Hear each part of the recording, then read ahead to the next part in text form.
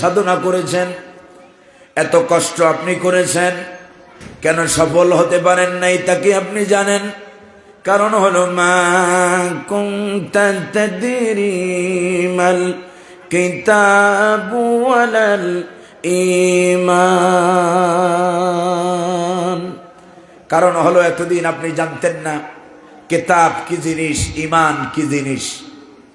40 বছরের সময় যখন কোরআন দেওয়া হলো, বিশ্বনবী মুহাম্মদ সাল্লাল্লাহু আলাইহি ওয়াসাল্লাম কোরআন পেয়ে তিনি তার সেই আন্দোলনকে নতুন রূপ দিলেন, নব উদ্যমে নতুন করে আবার সেই আন্দোলনের সূচনা করলেন।